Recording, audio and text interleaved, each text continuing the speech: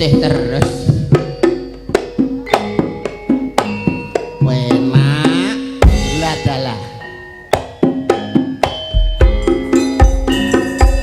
Ayo ya. Asik. Iki mau.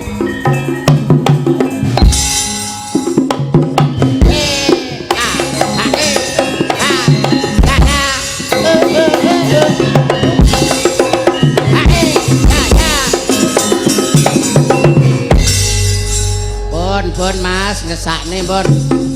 Lho. Kok isih ta?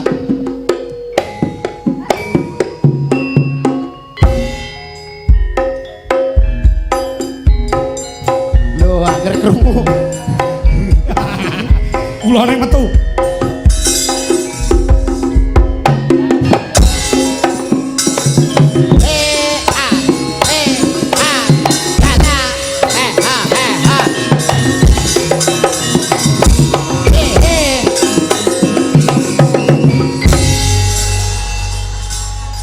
Ngamuk tenan lho kuwi. Ngamuk.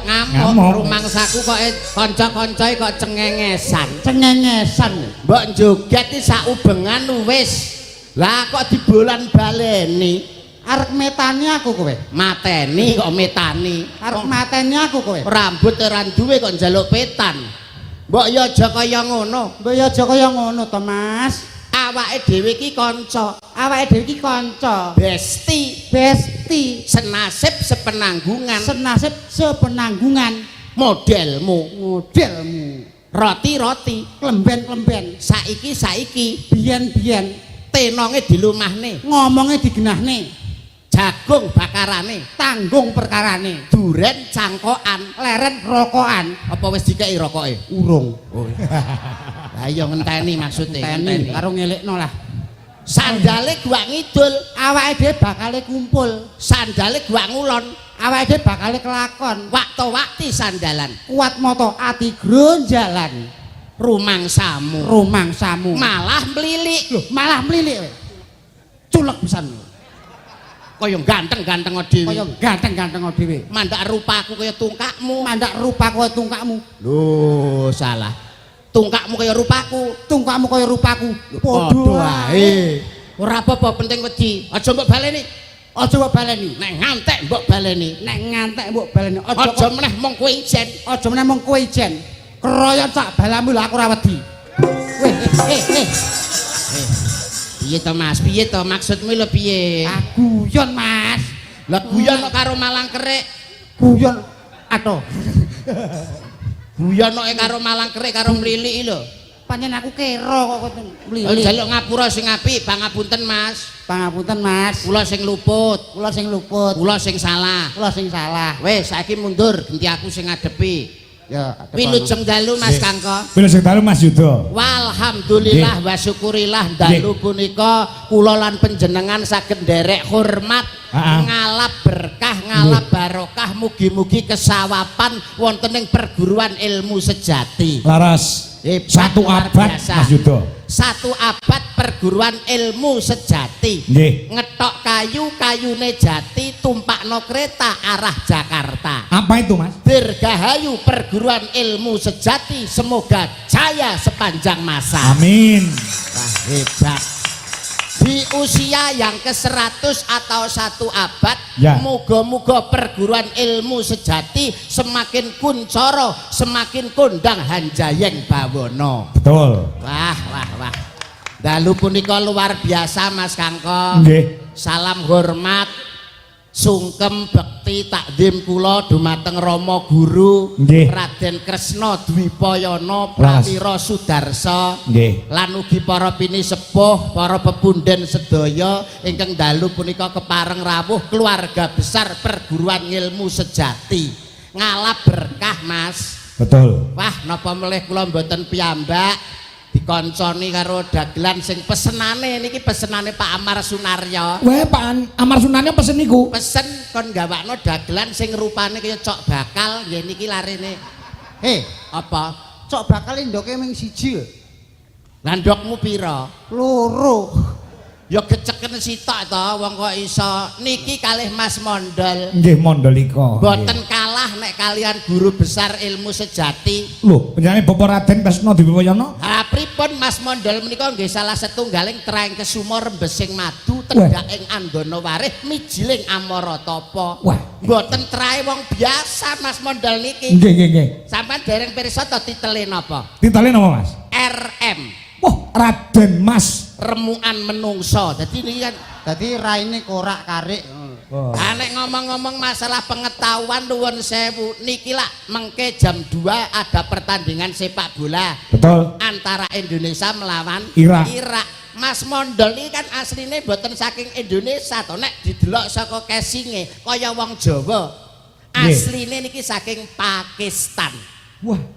Wajah-wajah Pakistan ngeten niki. Ora kalah karo pemain bal-balan dinaturalisasi. Iki pelawak yo dinaturalisasi saka naturalisasi saking Pakistan. Pakistan no. Bapak iblis mboke setan. Dadi anak-anak kaya grandong.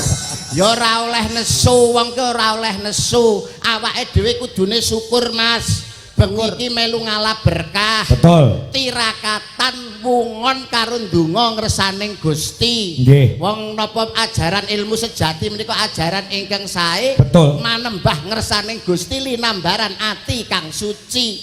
Pengin kasembatan apa kang jinangka, pengin kasembatan apa kang ginayuh syarate namung 3. Apa Mas? Bener lakune, mantep tekate, resik atine. Niki ilmu sejati Mas. Wah, ya.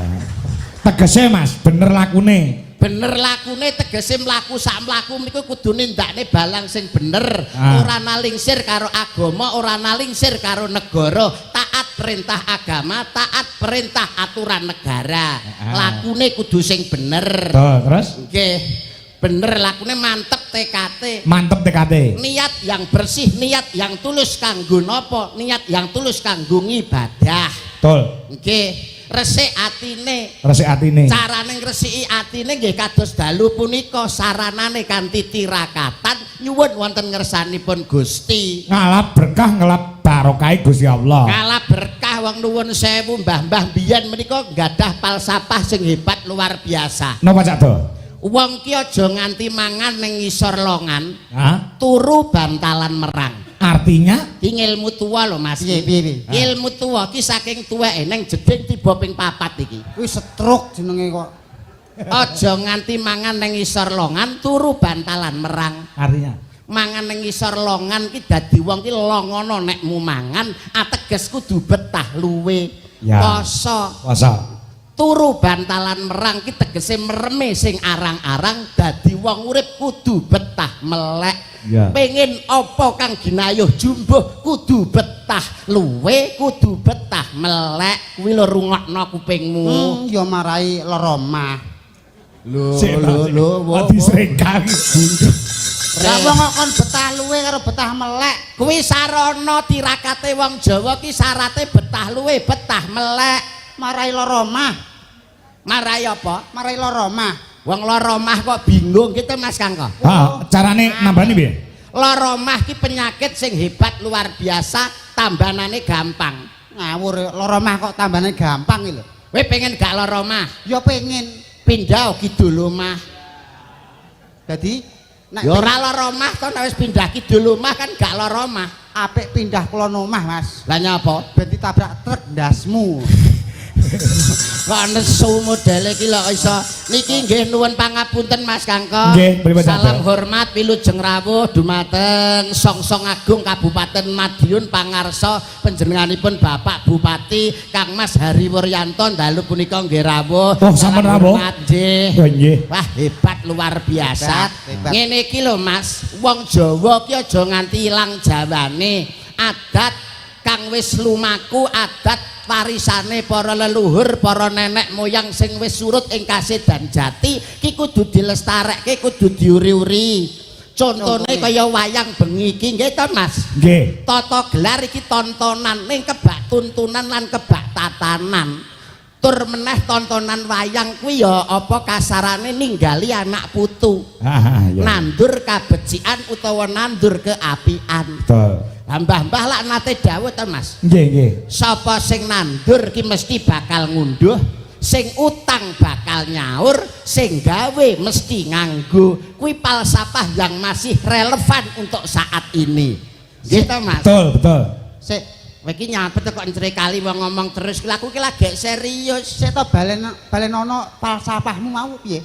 Falsafahe wong Jawa ki sapa sing nandur mesti bakal ngunduh. Wis mesti kuwi. Mesti no. Nek dipangan wereng ya ngunduh. Nek diterak banjir ya ngunduh. Kok ingah-ingi iso nyauri ora? Sik. Wong nandur bakal ngunduh. Nek dipangan wereng ya ngunduh. Nek diterak banjir ya ngunduh. Wong utang bakal nyaur. Alah tangga kowe utang kok malah minggat. Berarti rong karuan. Berarti rong karuan. Ora mesti. Wong gawe mesti nganggo. Wong duduk kubur kae parep dinggo dhewe. Wong duduk kubur kae parep dinggoni dhewe. Ora mungkin wong duduk kubur kae arep dinggoni dhewe. Malah sing ra duduk lho teko-teko karo ngletak. Wah nuwun sewu Mas. Repot tok. Omongan ki nek karo wong gundul karo wong SDM rendah mesti mboten nyambung. Lah ngeten iki kan padha karo menjatuhkan napa menika adat kebudayaan Jawa. Iya. Kamangka nuwun sewu, awake dhewe iki nderekne pagelaran wayang kulit lho. Mas Kangko ki ngasta dalang lho. Dalang ki tegese ngudal piwulang. Betul. Piwulang sing luhur sing apik ayo dienggo, sing elek ayo ditinggalno. Mula nuwun sewu kok ora sombong, ora pamer. Pakaryan profesi seorang dalang kuwi gawean sing abot. Nggih napa nggih Mas? Betul, Mas. Iki lho rungokno. Alah, dalang kok abot ya apa ngangkati gamelan. Apa nata debok. Wong teko-teko kari lungguh karo dok muni abot. Ngono 100 dinyang ra oleh. Kowe Ngene lho. dalang ku abot gaweane. Kowe pucuk rambut tekan sikil nyambut gawe kabeh. Nyambut gawe. Abote apa ngangkati gamelan sampean? Apa nata debok? Wong sampean teko kari lungguh ngene karo dok. 100 lho dinyang ra oleh. Tegese abot ki dalang ki melek tekan pada esuk. Lah yogane ki apa ya turu wong ya melek teko esuk. Nyuwara terus lho, nyuwara terus. Lah sindene ki apa ya bisu wong ya nyuwara teko esuk. Wah, repot.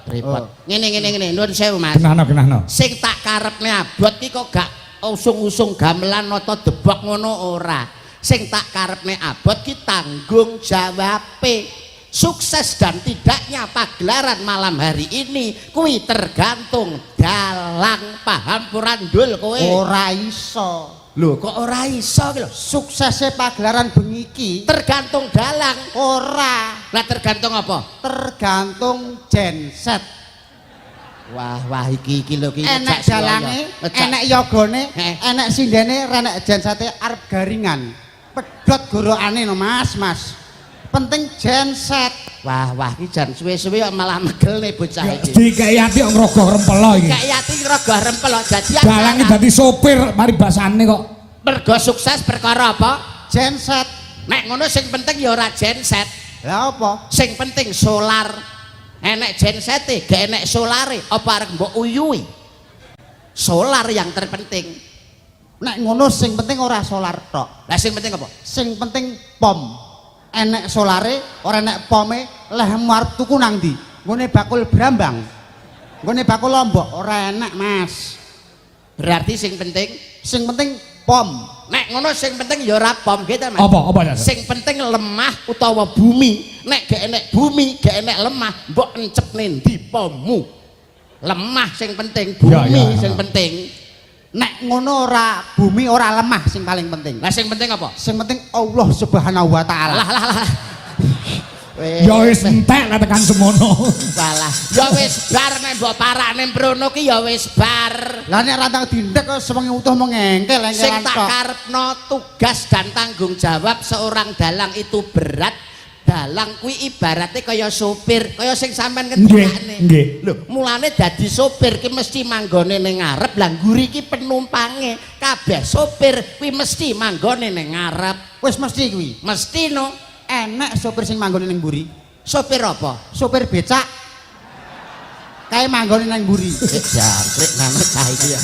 Aja kalah lho, Do. Boten aku isin tenan. Ya, Enek Mas Hariwur enek. Aku mau diwasane aku muni dalang ki sopir ning ngarep dhewe. Lah kok kalah karo sopir becak ki lho.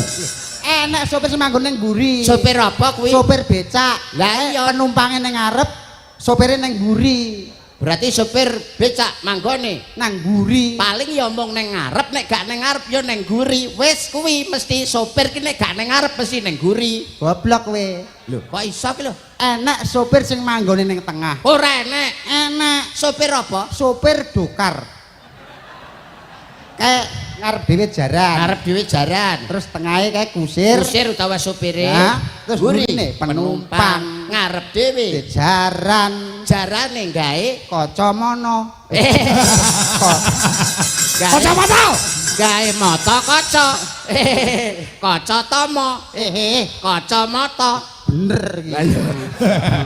Jarane gawe kacamata. Kacamata. Lah sebab apa jaran kok gawe kacamata? Kae ngono, isin. Lah kok jaran isin? Isin no, gawe sepatu, gawe kacamata, kok gak gawe celana.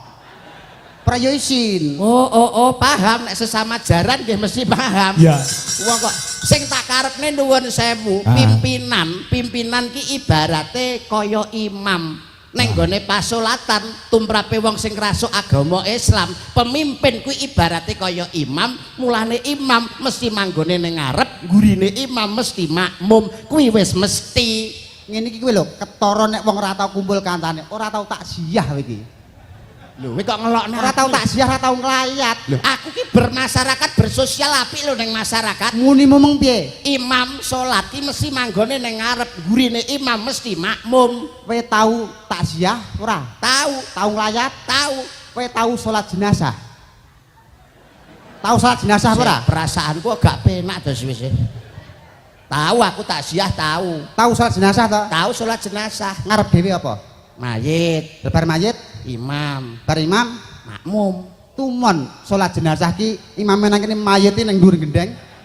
Ngarep dhewe mayit, ora mesti imam manggone ning ngarep. Berarti ngarep dhewe Mayit. umpama nuwun sewu nggih Mas Kangkong. Piye? Antarane Mas Kangko aku karo awakmu corok dadi pengarep. Kowe milih sing guri apa milih dadi pengarep? Ya milih sing ngarep no kuwasa e.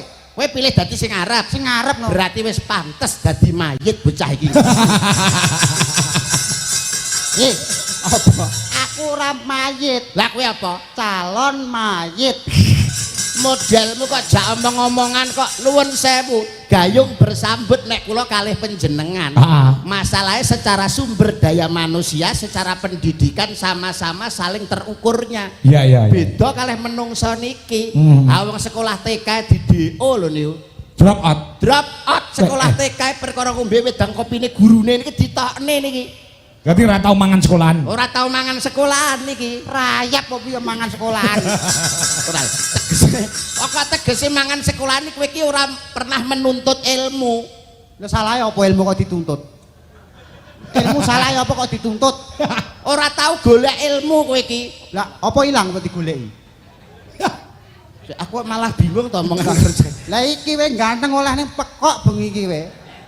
Karepku kowe iki gak tau sekolah. Mulane nuwun sewu cara nyambut gawe. Model kaya Mas Mondol niki cara nyambut gawe dengan akal gak iso sing dienggo akale. Dengan otak gak iso sing dienggo otote. Cara nyambut gawe kowe iki mentok ki lho dadi tukang titik watu. Paham ora kowe gundul? Akal tok kuwi. Akal tok we. Sorry no Mas. Lho kok sorry? Sorry. Mas yo rupa kaya ngene iki yo duwe cita-cita Mas. Lah ya cita-citamu titik watu. Sorry no.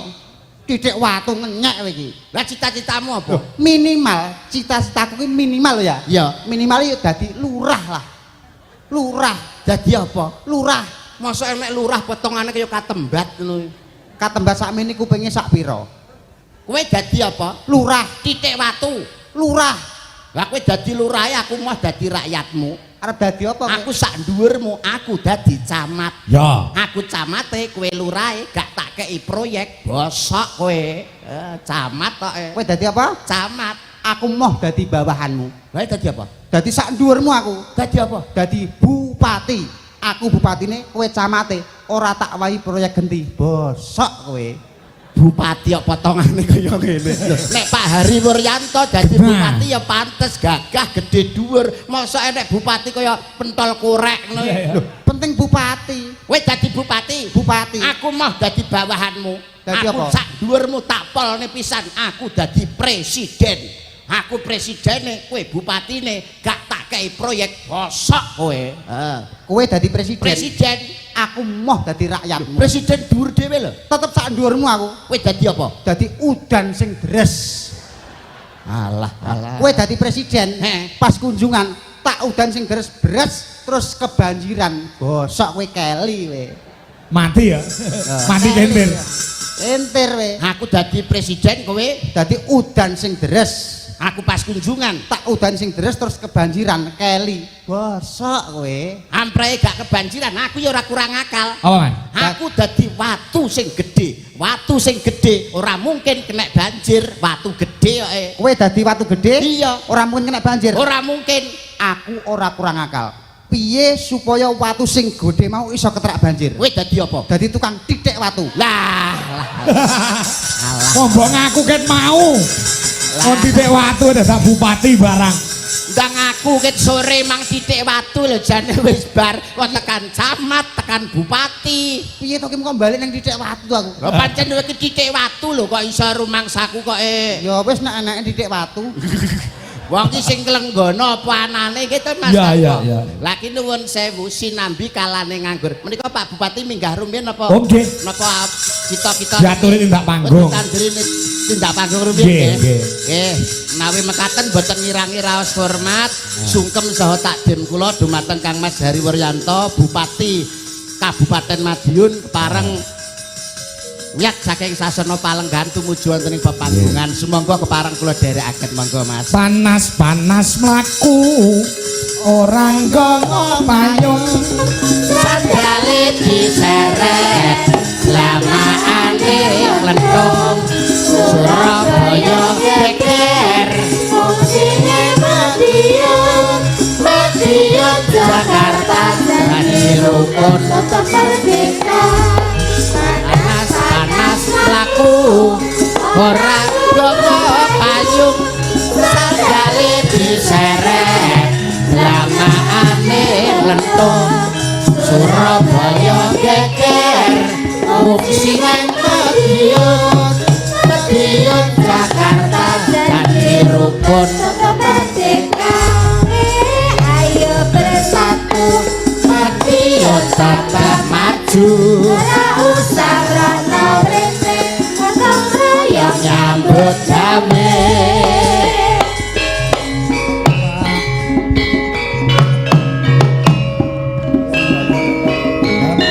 Alhamdulillah.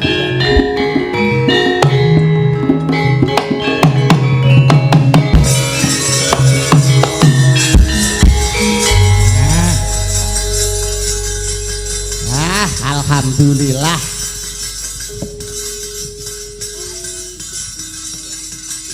Nah. Monggo diaturi paring dawuh Cak Yuda. Semoga Nggih. katuran paring dawuh Pak Bupati, katur sedaya para tamu ingkang kepareng rawuh semoga. Bismillahirrahmanirrahim. Assalamualaikum warahmatullahi wabarakatuh. Waalaikumsalam warahmatullahi wabarakatuh. Bismillah, alhamdulillah, la haula wala quwata illa billah ma ba'du. Ingkang kula hormati panjenenganipun ingkang ampugati para sesepuh ilmu sejati Sukorejo ingkang tansah dipun rahmati Allah Taala. Lan sedaya sesepuh binisepuh Muspika, Pak Lurah lan sedaya kemawon ingkang rawuh wonten ing majelis menika sepindah menjaken syukur alhamdulillah paringi sehat saged nderek wonten ing pekan budayanipun ilmu sejati yang luar biasa. Salawat dan salam kunjuk dumateng Kanjeng Nabi Muhammad SAW ingkang tansah kita antuk sahabatipun mangke wonten ing yaumil kiamah. Sepindah nyuwun pangapunten niki acarane radi kathah ngoten tetes niki wau radi dalu Mas Yuda. Nggih, Pak. Tapi dalam anu napa niku nek ringgitan niku kan ngantos enjang mboten napa-napa ngoten. Nggih, nggih. Nggih. Pangapunten. Sepindah dalam secara pribadi lan pemerintah Kabupaten Madiun matur suwun kalih keluarga besar Ilmu Sejati ingkang sampun luar biasa nderek-nderek nglestarekaken budaya pekan budaya yang luar biasa. Mugi-mugi tansah pikantuk barokahipun Tuhan Yang Maha Esa.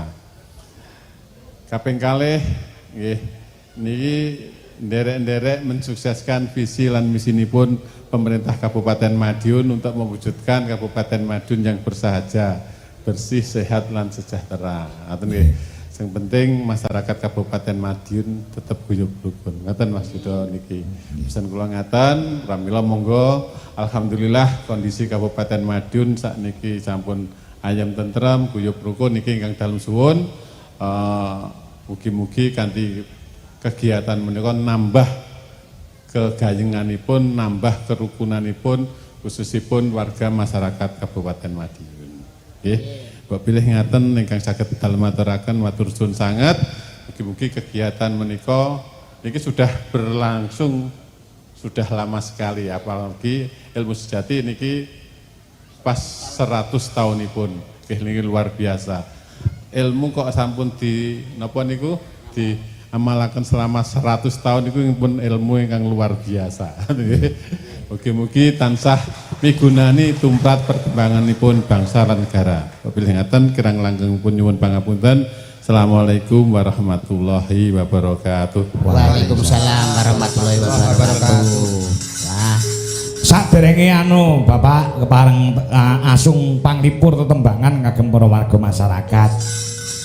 Cak Yuda dalem jane Bapak Haji Wuryanto nggih menika kala wingi dereng dangu menika kula wayangan wonten daerah Sawahan niku lek lenggah mboten kundur niku sampai selesai goro-goro. Wah, saestu kula nyekseni piyambak panjenengane menika remen utawi saestu demen dumateng kesenian wayang kulit saestu Mas. Leres nggih. Dan nembang nggih sae lho Mas. Nggih, saestu nggih. Monggo Mas panjenengan monggo katuran tetembangan apa?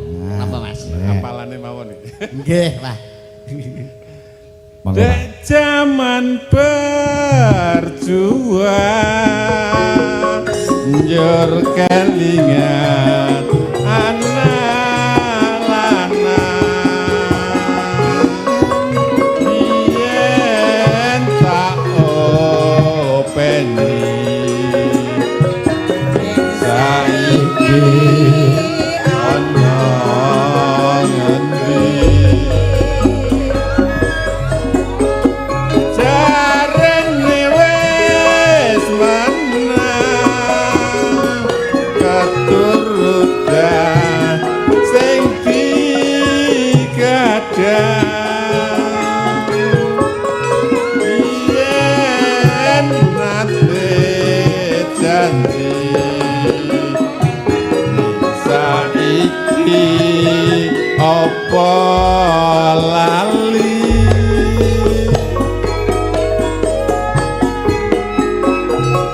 neng gunung tak cadongi sego jagung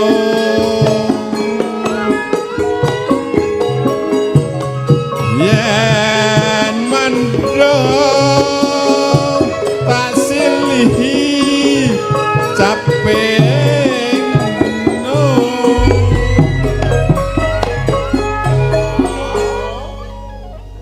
Nuwun sewu Bapak Bupati. Ingkang tasih Paralenggah menika sinten kemawon Bapak? Pak Camat tasih wonten. Pak Camat wonten, Pak Lurah, Pak Lurah. Pak Lurah tasih lengkap. Lengkap.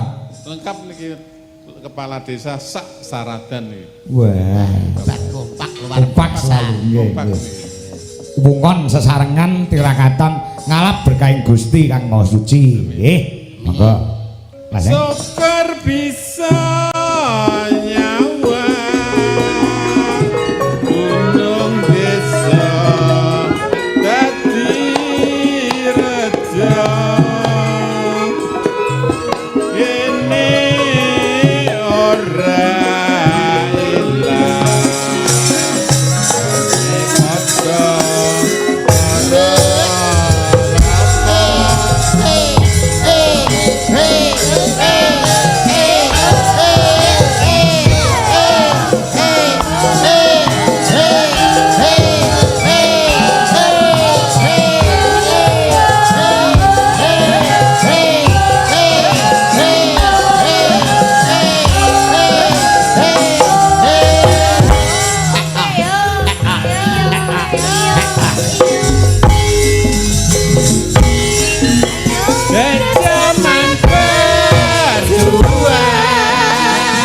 banjur kelingan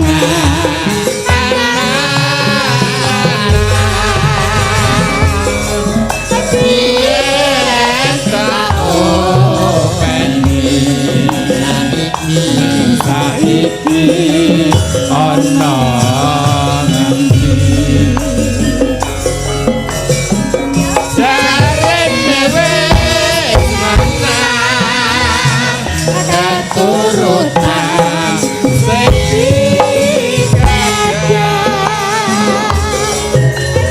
yen nate janji ning saiki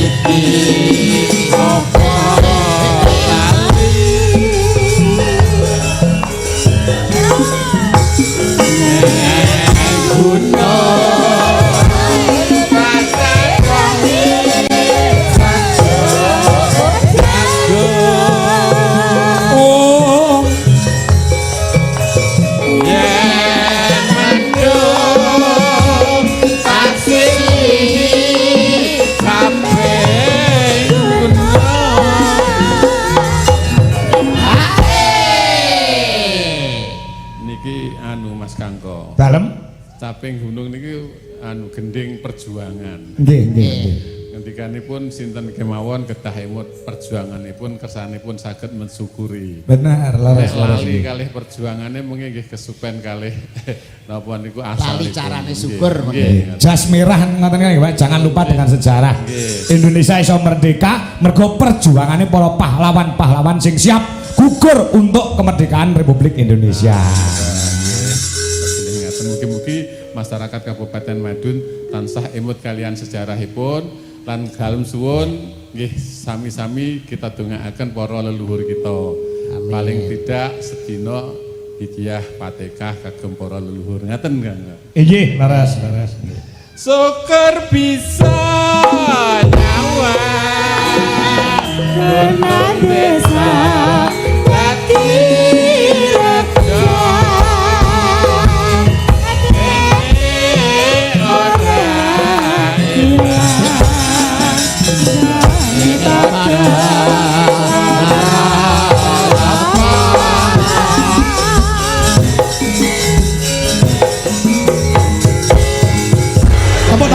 Penjane Bapak Bupati hebat luar biasa monggo nderekaken Mas monggo yes, Bapak wah siap Bapak nggih di sela-sela kesibukan beliau masih menyempatkan diri Mas Kangko. Betul. Salah setunggalnya sosok pemimpin Songsong Agung Kabupaten Madiun ingkang sangat hebat luar biasa peduli karo wong cilik peduli dengan kebudayaan. Nggih. Mila kula sering Mas wayangan wonten ing Madiun menika beliaunya mesti rawuh. Mesti rawuh. Kok kaya-kaya nonton wayang niku hukume wajib kaya-kayane. Nggih. Wah, sembah nuwun sangat. Nggih. Niki ugi dirawuhi para kepala desa yang WA dateng kula Mas Yuda. Nggih. Klebu kepala desa wonten ing Klumutan, menika ugi kepala desa wonten ing Berbendo. Nah, nuwun sewu Mas Kangko, izin nderek mirsani. Oh nggih. Pak Lurah Berbendo sembah nuwun pareng rawuh. Heeh, nyuwun pangapura ya. Heeh. Nalika wayangan ana Berbendo Dek Agustus kae awake dhewe ora iso sowan ana ing Berbendo. Heeh, sebabe ora ditanggap masa arep rono. Walah. Masa ya nonyol-nonyol kaya dalang rapayu. Pangapunten Mas Kangko. Mas Kangko, nggih pripun menika wonten awala ingkang minggah wonten panggung kingko nek gak diwaos kingko awake dhewe kualat iki. Niki saking Bapak Amar Sunaryo sing nimbali panjenengan lan kula. Nek ngantek ora dipinangkani, ora disembadani iso kualat tenan. Nggih. Niki panjenengane Bapak Amar Sunaryo ngersakaken Prahmen Sri Huning. Wah, ketoprakan ya Mas. Ketoprakan. Oh nggih. Ha mumpung niki enten Mbak Manohara kersane kalih Mas Mondol kan pasangan ideal ta. Wah.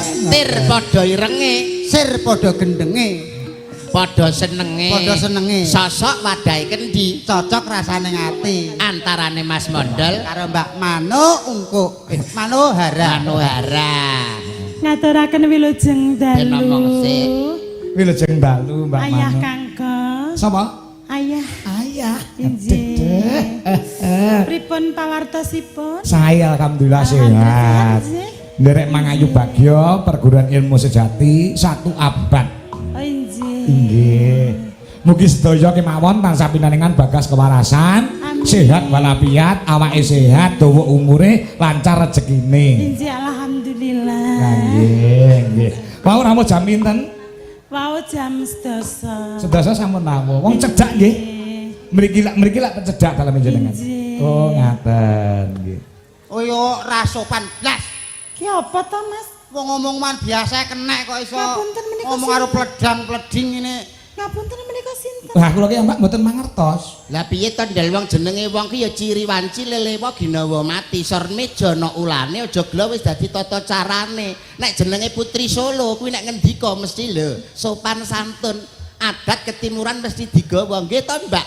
Injih Kang. Ya ada tapi yo didelok kondisine, situasine. Kok iso? Lah nek wong nang gurine kan yo ora iso ngono to kok.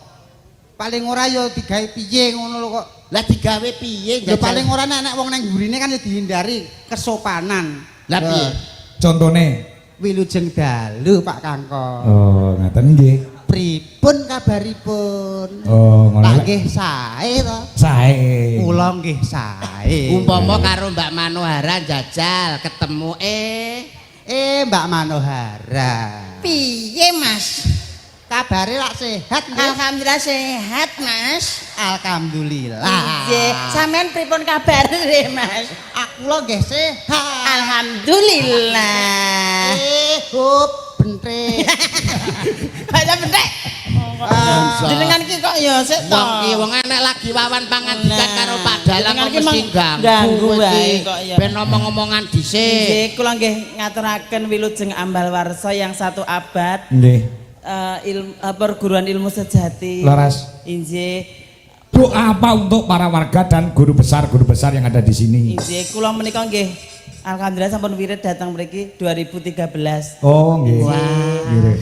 Zaman tasik sekolah riyen tasik perawan.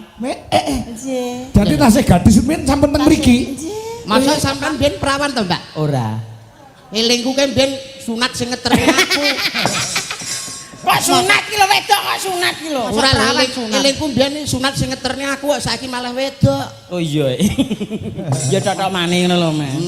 Berarti kamu juga warga di sini. Injih. Nggih. Layak to layak niku aslin kula mboten ngerti nek wonten panjenengan niku wau. Menika surprise. Oh, surprise kangge Menika kula. sampun kewajiban. Oh, ngaten. Injih.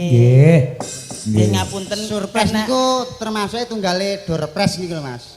Apa? Jadi bengi niki Mbak Manohara nggih doorpress. kok Terus? surprise ki hadiah Mas. Gue hadiah. Dadi penonton sing mulai esuk dhewe engko oleh Manohara. oleh Manohara. Lah nek wong siji ra apa-apa lah nek wong akeh. Lah biasane ngatasi wong 20 lho kok iso. Tahu dipang wong sak truk bareng. Astagfirullah. Jenengan ki kok ya Ora kok. masamu aku ki wanita apa Mas? Kok ya. Injih alhamdulillah menika. Sungkem kagem jane Bapak Injih. Bupati. Bapak Bupati matur Sungkem nuwun. kami jenenge Romo. Rama Krisna matur Nggih. nuwun. Sik to. Apa? Kok omong iki toprake sida apa ora? Nganggo to? Yo nganggo ki permintaan dari Pak Amar. Pamundutane. Pak Amar Sunaryo iki. Ah, Pak. Kula kok Nah, nuwun sewu dereng tepang Pak Amar Sumar ingkang pundi menika? Lah priyaine ingkang lenggah wonten ha. Menika.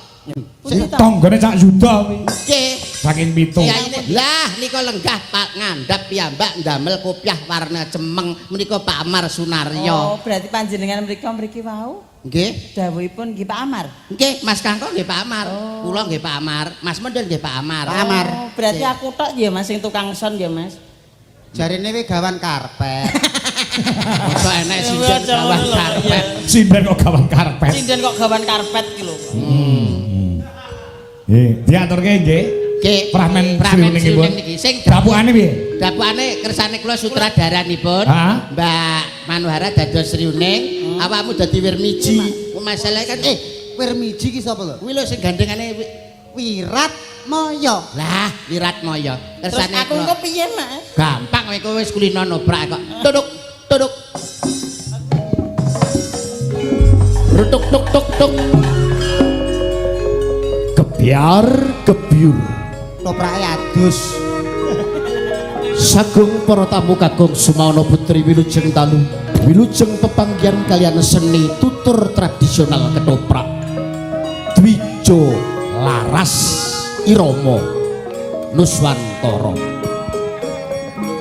sangadi kelenggan dalu mangki kepareng hamba parlampan kanthi irah-irahan sriuning mustika tuban dening para paraga ingkang hangayai jejiban ing kelenggan dalu mangki Diah ayu rara sriuning katindakaken dening Mbak Manohara Raden Wiratmaya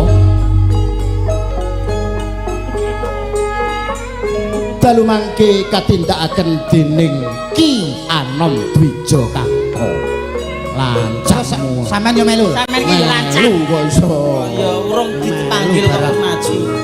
Adipati Sirolawe ha iki lho katindakaken dening kula piyambak Cak Yuda Sutradarane yo melu. kowe melak ya Nan Melu. dene Mas Mondel dalu punika kadhapuk dados ula nyembur ndasmu.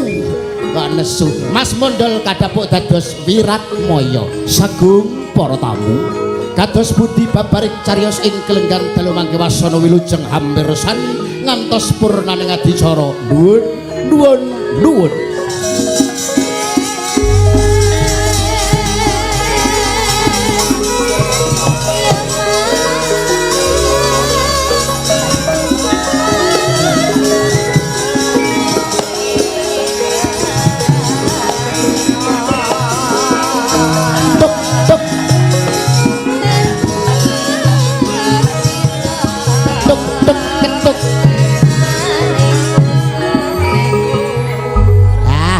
kelirane buka biak sampean ngudharasa Mbak ning taman ngene saka rumangsaku ana ing Kadipaten Tuban iki ora ana priya sing paling bagus kejaba Kakang Wiratmaya Kok gak sampean wae apik sampean lho, Mas. Kak maksudnya nyontoni Oh, iya. terus engko anune ngene pos-posane apa bisa ya aku sesandingan karo Kakang Wiratmaya terus kowe ya saka kono ya Iya sapa lho? Wiratmaya wi mang lho Mosok rol-rolane iya ora menak blas. kowe Wiratmaya Rat. ngono muni ngono kowe langsung ngene bisa yayi ngono piye Ngono. jajal ta Bisa ya. Mas, Ya.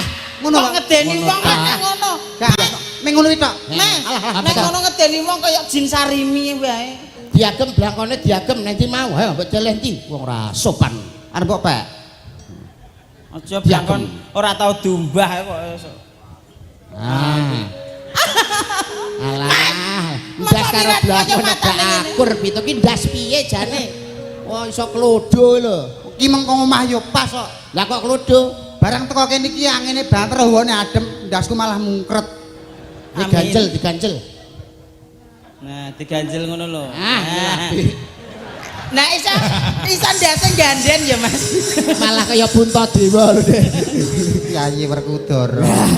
wis kowe Wiratmaya saka kono ben udara saka kono lho jagungan sik goblok ora umum monggo Mbak Saka rumangsaku ning Bisa Yayi. ya sok Tak urung wayahe metu urung saka lho ning kono sik ku tak kode nek wayahe metu Urung wayah to? urung Trodok-trodok sik. Aku Mas. semangat aku. duduk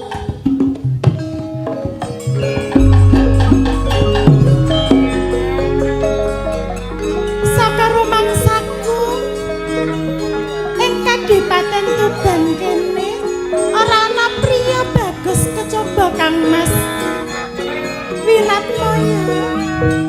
Apa bisa ya aku sesandingan karo Kang Mas Wiratmaya? ya woi wayahmu lho Diamput ngomong ae wayahmu iki lho. wayahmu metu Bisu Yayi. bisa kok bisu kuwi to Bisa Yayi. tuntak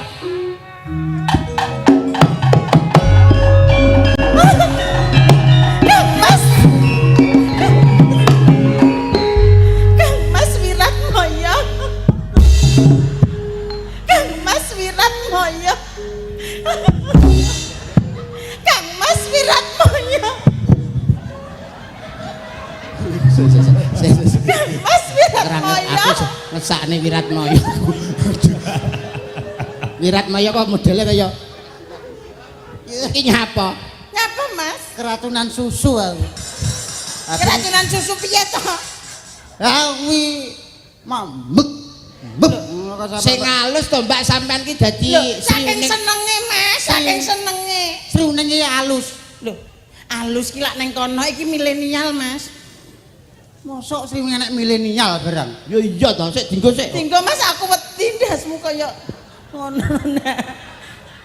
Wis ngene lho. Aja ngono lho Mas kaya Idrus Falus lho. Ngene iki nek usum udan-udanan aman, irung ra teles, lambe ra teles enek terase iki lho. Ya lagi roh bengi iki aku. Apa? Rayan empere. Ayo digandrung. Pilok apa slendro? Slendro no. Sriuning iki slendro. Iya. Kang Mas Wiratmaya. Opo ya Yis? Panjenengan kula antu-antu Kang Mas. Antu-antu. Kang Mas. Kang Mas. Mas. Yayi, Apa Kang Mas? bendrek ping pindho. Ya saking senenge iki wong lanang kudu ngimbangi kok ya. Sinebut pah kaget aku. Lho, Wiratmaya ya sing gagah ngono tok kok kaget lho. Ya wong wedok ki manja-manja malu-malu ngono terus digudak ngono lho Mas. Sinebut pahlawan putri. Yayi, kowe apa bar kena uler Yayi? Suwe-suwe tak bacok ndasmu kowe. Sing Jangan kaya halus, ngono. wong wedok kan ya ono jinak-jinak merpati. Malu-malu ngono lho Mas, malu-malu. Aku gudaken, aku tubruken Mas. Polahmu lho. Aku tubruken. Tubruk. Iki kaya teh tubruk. Maksudnya rangkulen ngono lho. Sriuning mustika Tuhan. Alah. Musik Tuban. Tuban Iso Tuhan iki. Tuban iso Tuhan iki lho. Wong Tuban kok. Ya ngelikna wong Tuban ben eling Tuhan. Oh, alah. Mas Yuda. Jenengan, he? Ambunen. Apa tok ki ambune kok kaya ngene? Aku Napa? bar demek lambene Mas Mondol ki ambune kok pesing kok. Mosok pesing. Nah. Ambunan Mas. Ya. Ambunan. Iya ta? Sampeyan ambune Aku ya apa? nyawang ngono. Iya. Sing ta? Iya. Pancen Tanya apa, cangkemmu kaya WC. Wong cangkem kok pesing. Iki cangkem kok sapi tank. Ya. Putra Kanjeng Sira Enak. lawe. Kula Weh, datang weh, pundi weh, Kang weh. Mas? Kula datang pundi Kang Mas? Yayi. Dalan. Ana ing sakjroning Taman Makam Pahlawan kene sira. Taman Sari. Taman Sari. Makam pahlawan yang Makam mendembokmu iki. Kok iso Ana ing Taman Sari kene sliramu bakal tak rung-rung tak senengke atimu lungguh ning pangkonku Datang kene mriki Yayi. Kang Mas. alah. Guyu. Guyu. Lah wong seneng kok Oh iya. Sida apa ora? sida no. Aku Sakit. sakit pindho aku. Wes halus hati-hati to. Masa iya ta, masa kok jajal Mbak Lungguh, Mbak. Sakit. Kok ketok rada bahaya kan ngono. Iya. Masa Lara ya Mas. mak cekit ngono. Pancen bengkul kuwi kaya dom. Dadi Dimas Ade nyocok. Wong iki pangku kok kene-kene Gak apa-apa Yayi. Mas. Mustikaning jagat. Mustikaning jagat. Ning jagat ora ana papat ning donya ora ana 5 ning opo iki? Lenggahe piye? Lungguhe piye? Lungguhe piye contohnya? Lungguh karek lungguh madhep rono Oh, lungguh. madhep mriko. Dipangku. Wong lungguh Kaya mangku sapa ndal? kaya mangku pura. Ora. Lah, enak. Yayi. Yayi. Mas, iki apa ana pere ya, Mas? Lho, pancen ya ngene iki. Sikil. Iki apa, Mas? Iki sikilku wis kote. Meneng. Iya, Mas. Kayak mesti. Wong ora diapa-apane kok iso. Ora diapa-apane piye wong wedok di pangku ra iso anteng. Lah kudune Wong polahe di pangku ngene. Kuwi ngono benake, Mas. Benakne apa? Benakne yo dilese aja ngene-ngene nggonku. Marai keri aku. bareng ngene lah kok suarane klutuk-klutuk. Mbok Ayo nek dur kene digandrung. Dok gong prangko. Halah. Duk pranggung ngono lho. Duk pranggung ngono. Arep marai lho. Ora. Aja mbok warai to, Mas. Ora. Wah, Sali lho, lho Dek. marai. Lagi dadi ngono kok kemlinti. Dok prangkung bojone goro. Suarane enak. Apik, Mas. Nggih, raine sing elek iki. Ya nek pengen apik ya dicet sesuk. Tuh, gelem dicet. Tak cat MK lho. Dadi raiku kaya pager no dicet. Mbak Belo. Melok marai. Ora. Aku mbok menawa nek kleru. Wirat moyone kene apa kono? Oh iya kono. Wirat moyone. Timen to, Mas. Lagi dadi Wiratmaya pisan. Lah aku lho wis hafal kabeh marai kaya pinter-pinter dhewe. Lagi iso ndalang ngono ya ndol ya. Aku iso ndalang ngene kabeh diwarai. Rumangsane kowe laki-laki apaan? Ora, sik kowe kok nyeneni dalang ki pangkatmu apa? Lah, Lho. Pangkat kuwi Wiratmaya.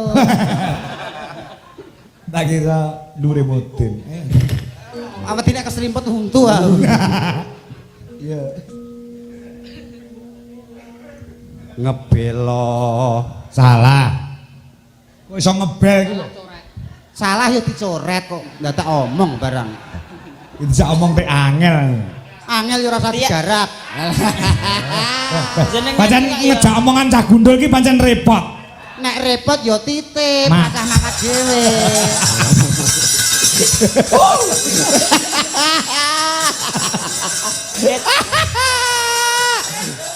Repot ya titip, Nuwun sewu Pak Kangko. Apa? Tiang nek badhe mboten wonten niku nggih ngeten iki biasa. Nggih, biasane wong ninggal weling iki modele nggih ngeten iki. Nyedakne aku mati weh. Maksudnya ninggal weling kabecikan Nah, ngono ngono lho, lho, sing Mas. hati-hati ngono lho. Oh, tak kira nyedakne tentang mati. Ora. Lah nek kowe pengen dhisik monggo. Lho, rasa mau sedakno besok mati dhewe. Heeh. Bebelo Wiratmaya. Apa tok goceki tangan kungkum ali-aliku mbok jabut. Lah Dek bagiku nek apa? gocekan terangin ndek ngleyor ngene lho. Panjen aku kaya kerupuk.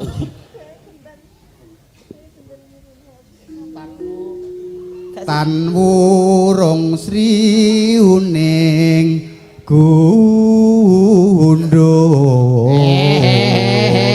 Sriune gugur. Gugur. Lha kok malah demek ngene iki ku. Lah nyapa Mas apa ora oleh? Lah aku wong lanang mbok ngono ya isin no. Mosok ngene isi. Lho tak bales kowe engko. Nyah. Balesen nyah. Bales piye? Iya balesen. Bales tenan? Iya, Tenan ya? tenan. Oh. Kapak mau kapan? Lah nyapa kok aku wong kuwi banci lho mbok ngono dhewe kok ora wani nyapa lho kok goblokmu lho. Gak wani. Rek. Wah. Apa? Tak omongin Pak Bupati lho. Mbak ngomong piye? Tak omongin Pak Bupati lho. Piye lah ngomong. Ada pemerkosaan waria. Pak Bupati, Nyapa? ya duweke. Lah malah cuk duweke. Bocah kok kewanen. Goblok. Aku mau kok lali pas nang kene ora nyuwun barang teko kono agek ya duweke. Entang. Ayo Mas, entekno Mas. Tan Tan wurung wurung sriuning gugur.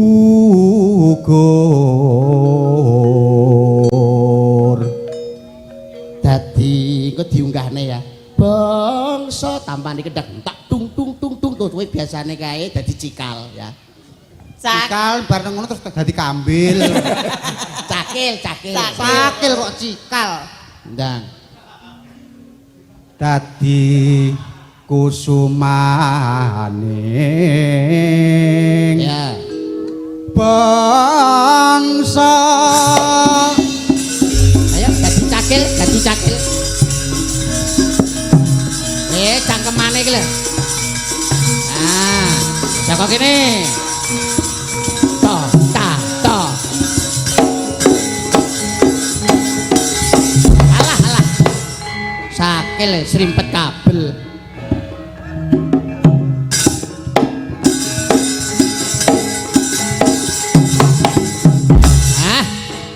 Gua kletong.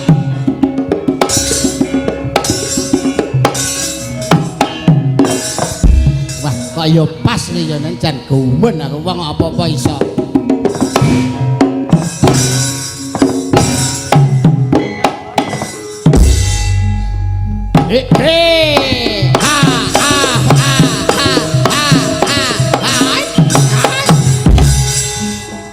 Kenapa tenan wayang wong Sriwedari iki?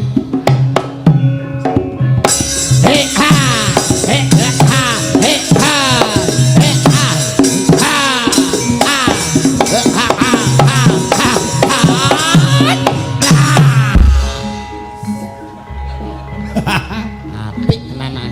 Kaya Bambang Gandul.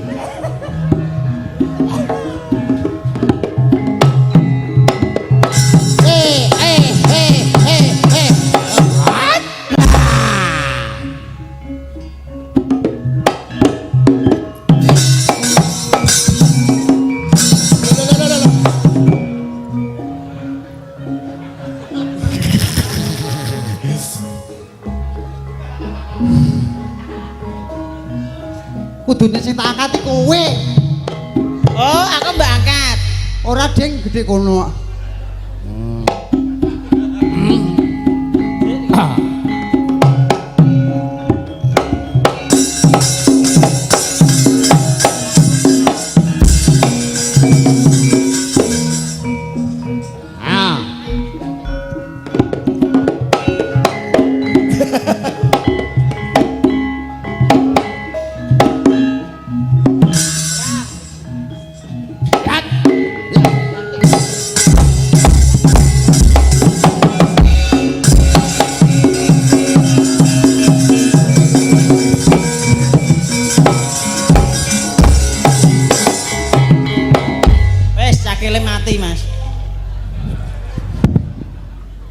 Cakile mati.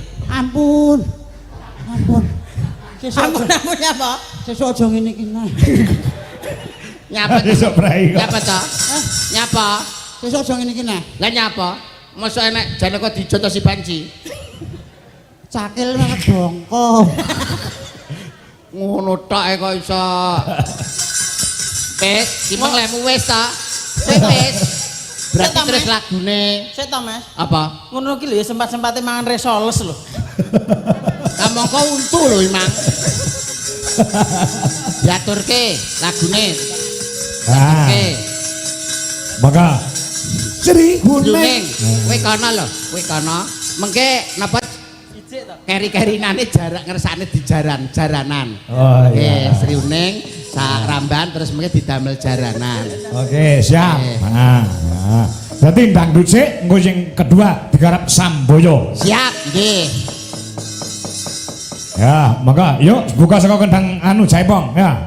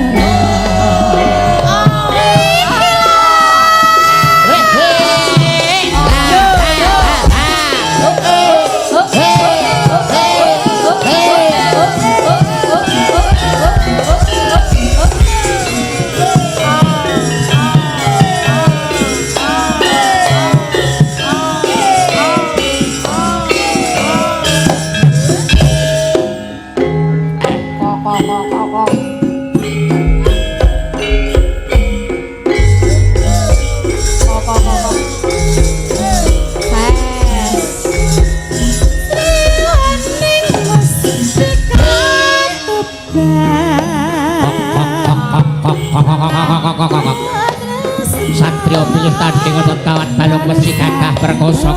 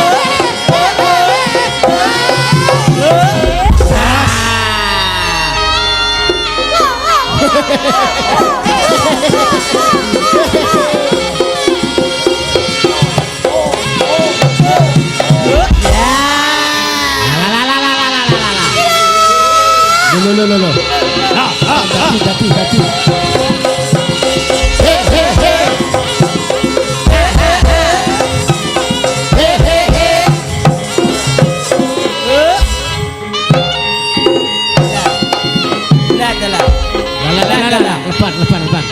Bapak. Dadi ketoke, Mas. Ah. Eh.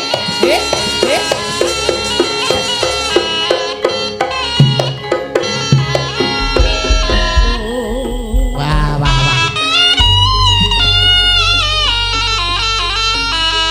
Kok nganti enek kedadian kaya ngene iki apa sajene kurang jangkep apane ngono ya Mas ya.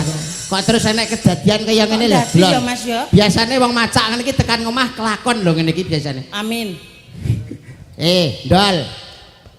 Sapa? Dol. Hah? Iki sapa? Iki sapa ta iki? Nyuruh sapa? Lho, kowe kan mondel ta? Sapa iki motor? Kowe. Aku tutup motor. Lah, kowe iki lho sapa? Aku sing bawa reksa bumi kene. Anu aja ganggu gawe karo Mas Mondol ya Mas ya. Awakmu ndang mulih ya. Ora, aku ora mulih. Lho, kok malah aku. Kowe lho maksude ndang anu ya aja ganggu gawe Mas Mondol ya. Ngalih saka jiwa regane Mas Mondol. Ndang ngalih. Ngalih. Iya. Ngalih kok nganggur. Lah terus piye? Lah terus piye njaluk apa? Ya aku njaluk ijal. Ijale apa? Ijale apa? Anu dupa, Kembang. Wis kulino. Menyan. Wis kulino. Lah apa? Duit. Aku. Lah sing mbok jaluki iki sapa? Sing mbok jaluki sapa? Iki wis tak catet nang kene. Walah setan iki bahas persiapan. Apa? Oh, setan iki persiapan. Bapakmu Yamin, juragan bakso Sidoarjo. Oh. 300.000 wae. Lah kok akeh men iki lho. Setan kok njawa dhuwit. Kene endi wonge? Karo diwaca to sapa ngene. Kene lho metune, kene lho ben cedhak saka kono lho. Pak Moh Samin. Oh setan ki matane ya ora ketok, Pak. Bapak Moh Slamin. Bapak Moh Samin, surakane bakso Sidoarjo. Piro, Mas? 300.000. Kok akeh men lho, kok gak mbok genepi 500. Kowe ditambahi liyane. Terus apa neh? Terus apa neh? Tak golek dalan matane. Lah kok Terus setan kok Bapak Slamet Nadi. Bos rumah makan Wahyu Gresik 200. Niki Pak Samin. Terus apa neh? Terus sing wis dadi corek engko nek kleru. Bapak Darminto Suragani Lombok Samarinda Piro? 200. Mosok kok Samarinda kok 200. Ke Bapak Pujiono Juragan Iwak Laut Tuban 150. Kok saiki men? Kok saiki? Sapa Juragan neh? Iwak. Terus Bapak Amar Sunaryo pengusaha paving beton Piro? 100. Gak apa-apa 100 Kok ming 100? badine sithik. Bapak Amar wis nimbali awake dhewe rene sithik ae. Sing akeh ben liyane. Lah kelen enak ke lho. Iki setan kok kaya kotak amal ya. Pak Bupati Apa? Ora. Kowe tak Bupati ora. Wis aku lho. Iya lho. Aja rono-rono. Sing catetan kuwi ae lho. Sing catetan kuwi wae rasa teko ndi. masa Pak Bupati yo gak izin. Wis Bupati wis maringi wis. Ngono lho. Nah, Wong liyane maringi masa Pak Bupati gak nek aku bupati ini izin. wis darine. Wis. Wis darine. Iki konggone Pak Arsono Jakarta. Iki ya. Nah, Nggo pijet. Nggo pijet. Wis, ndang mari. Lehmu kesurupan ndang mari kono bali. Aku nang kene ae. ndang rene, ndang rene kok iso. Ndang rene. Mah, aku nang kene ae. Lah nyapa? Akeh kene karo kono. Kene Milih nang kono lho. karo nunggu nggone Pak Bupati. Kok kagak sik ngeyel wae lho. Panggah ngeyel wis diparingi Pak Amar, wis diparingi karo dulur-dulur ilmu sejati kok iso matur nuwun. Wong Pak Amar rek tangga kowe maringi kok. Lah ya. Lah sing Pak Bupati sing pangarsa kene kok ora. Pak Bupati sampun ya Nek nyuwun. cara aku- Wis diaturke iki lho nang dhuwur Iki lho, kene, Pak wis Bupati sampun diaturke.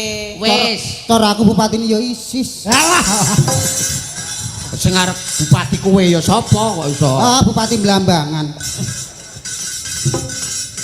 Tak munggah. Munggah-munggah. Wis, mari ya.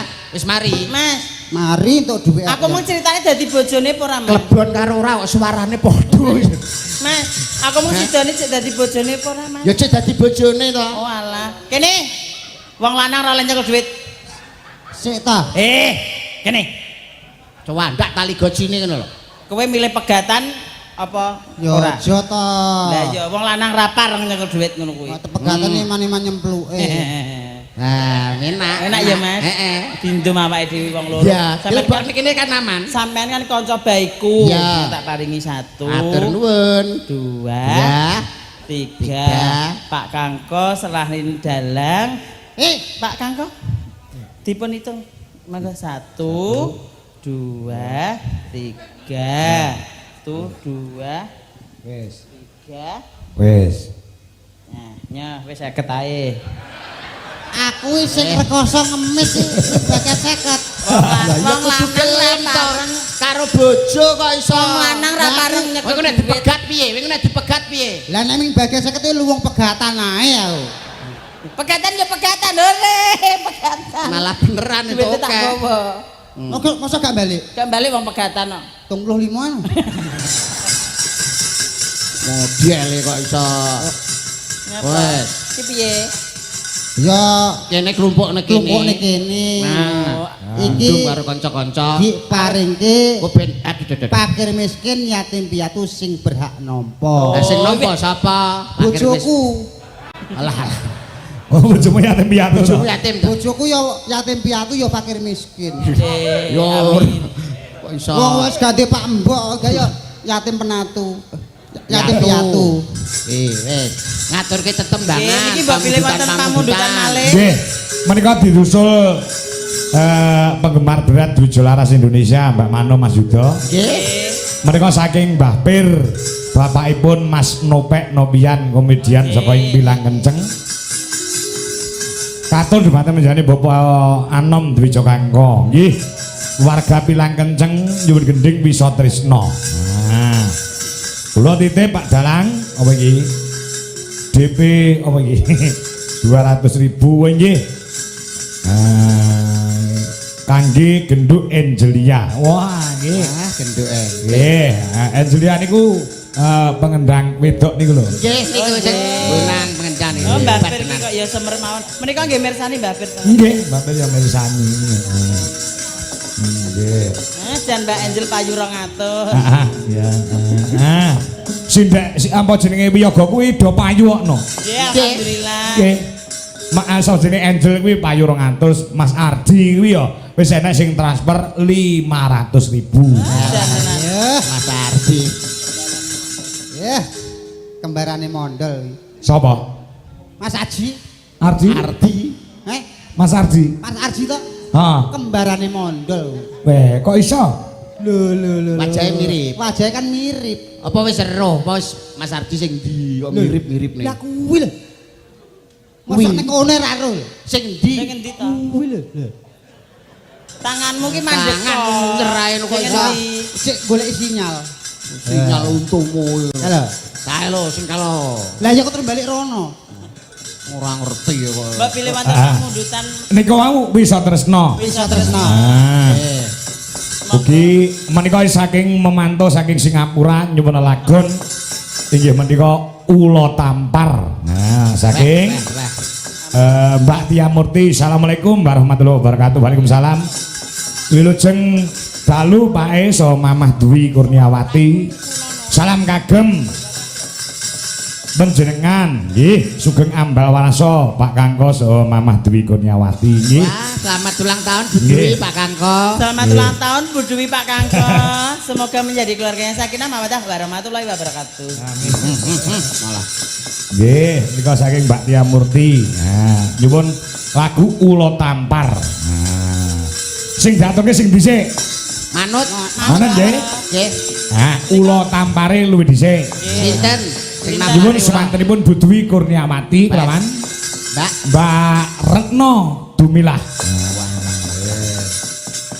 Enggak, mungkin bar menika wisa tresna saking Yap. Mbah Pir.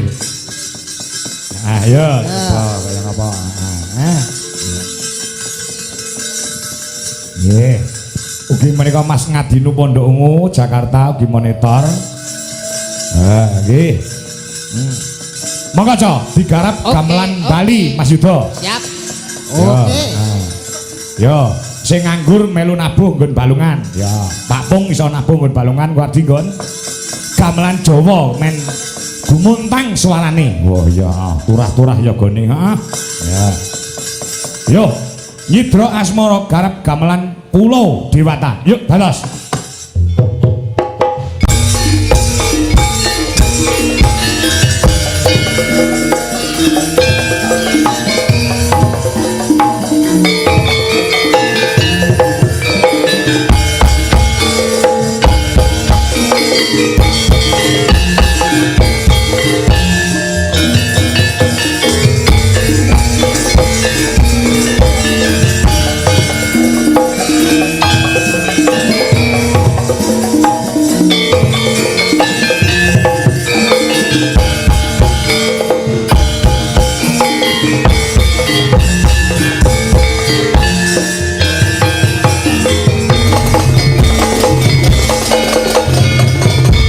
Yo, gamelan Bali.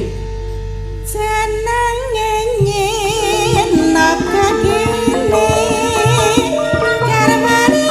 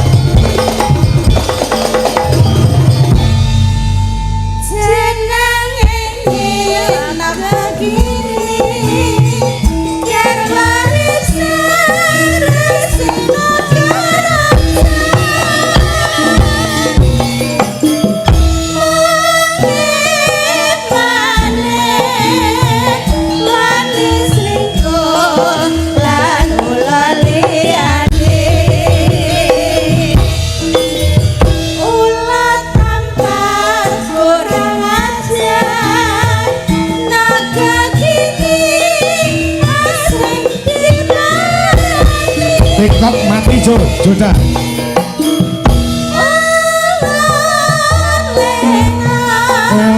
Lewang.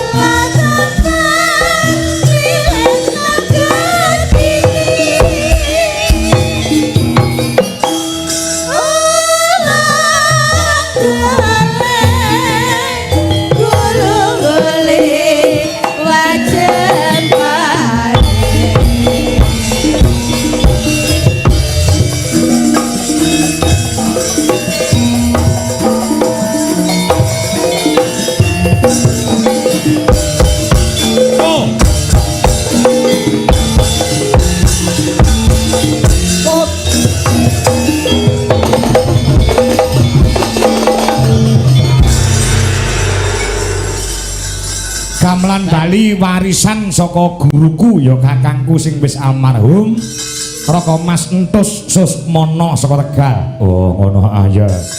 Dimanfaatke. Perpaduan menika wau Jawa Sunda karo Bali. Leres. Hebat. Kuwi disingkat Janda Bali. Nah, nggih. Jawa, Sunda dan Bali. Tebih saking Pilang Kenceng diaturaken nggih Mas Yuda. Siap, nggih. Lagunipun apa ki mau? Wisa Tresna. Wisa Tresna, jek ana 3 waranggana. Nggih, sinten sing ngaturke? Ana Mbak Wanda, ana Gendho Mayang Anjarsari lan Mbak Wiwi. Wiwi Irnawati sing saka Madiun. Putra daerah iki. Putra daerah.